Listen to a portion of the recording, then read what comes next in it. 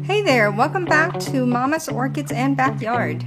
Thanks for joining me on another day of orchid activity. In this video, we are going to do a tour of an old greenhouse and shade house and take a look at all 38 orchids that I brought back from this long time collection.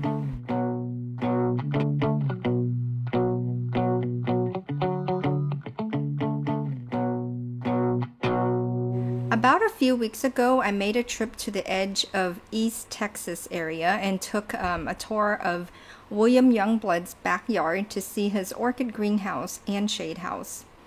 If you don't know the name of William Youngblood and that name sounds familiar to you, it may be from a previous video of an unboxing of Carmella orchid order that we did back in September of last year. The order was a special that Carmella had to honor their longtime customer. William was an orchid hobbyist for about 47 years. He passed away August of last year, and he was about 91. Now, Michelle is another orchid hobbyist who had inherited William's orchid collection and greenhouse, and she had been working for him for a while. She is looking for a new home for most of William's orchids because she's not able to care for all of them. There's so many. Alrighty, we are finally here. Welcome to William's backyard. Ahead is the entrance to the greenhouse. I have always wanted one of these trellis walkways. Michelle said that they have grown beautiful vines on these trellis in the past. I was honored that Michelle invited me to come by to take a tour and picked out some orchids to take with me. I couldn't wait to see what the greenhouse looks like. William personally built this greenhouse in the 1990s. It's in an octagon shape. I can't imagine all the math that went into figuring out the angle cuts for everything. The benches, the roof, the pipes. Oh wow, what a challenge. He's quite the Renaissance man, as I understand, and I'll give you some more details about that later in the video. I don't expect the greenhouse nor the orchids to be in great shape.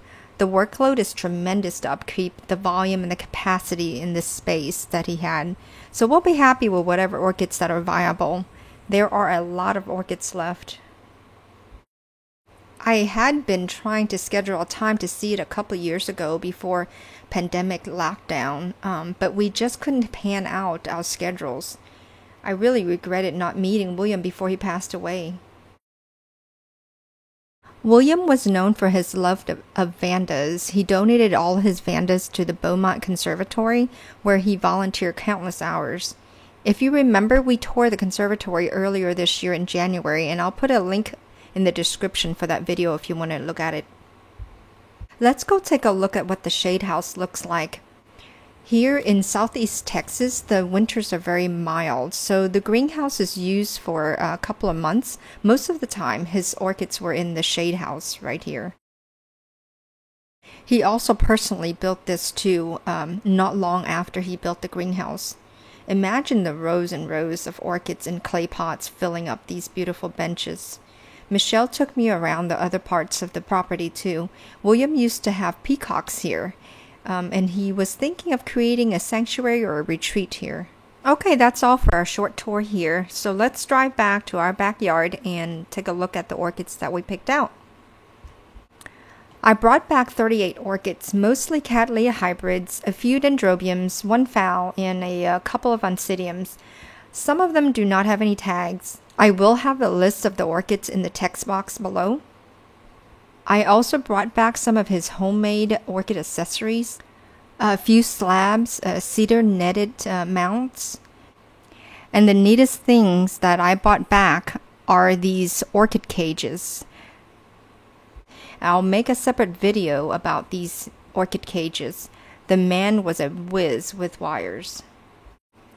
Let's take a closer look at these 38 orchids, and the rest of the video will be individual pictures of the orchids.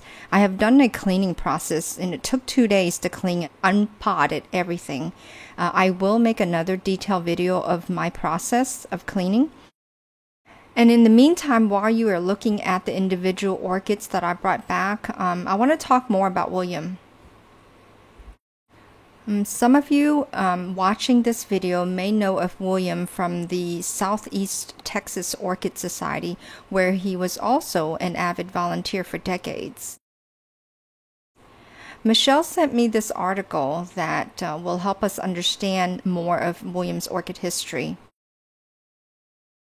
Oh wow, this is so neat. I feel like we're stepping back in time. Let's see if we can press out some of these creases.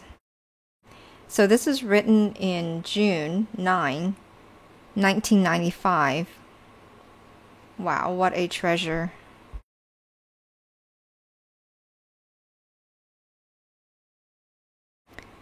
Orchid man turns hobby into passion. Let's find page 6. It's where the article starts.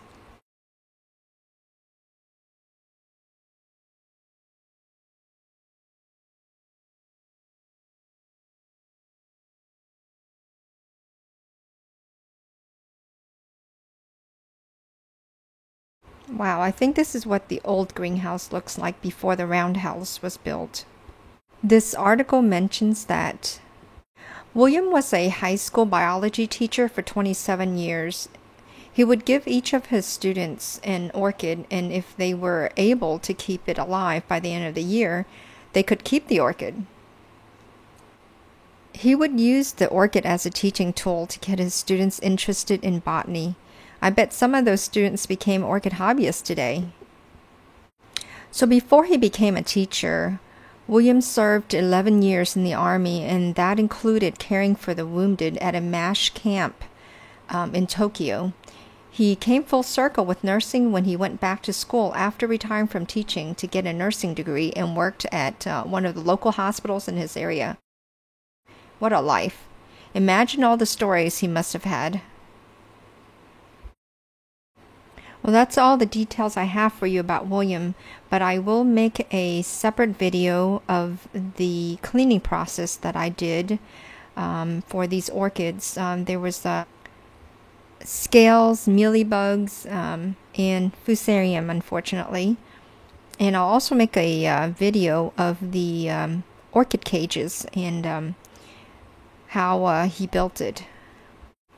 I think the best find that I got out of this 38 orchids was the Miltassia Schlab Tolkien. See if you can spot it somewhere. I don't know how long these orchids were in William's collection, but I do notice that many of these orchids are still available on Carmela's website.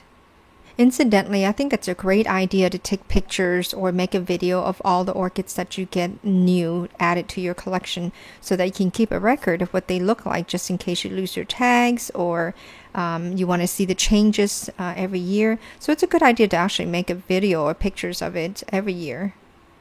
I don't know if you noticed lately that I have a tune in the beginning of my videos now. My middle son created the tune for me. He is so good at guitar. I've also added some past blooms on my banner on my YouTube homepage. Hope you guys like it. Well, I'm going to sign out and let you look at the rest of this video. And I hope you enjoyed this video. Please like, comment, or subscribe. Thank you. Have a good day.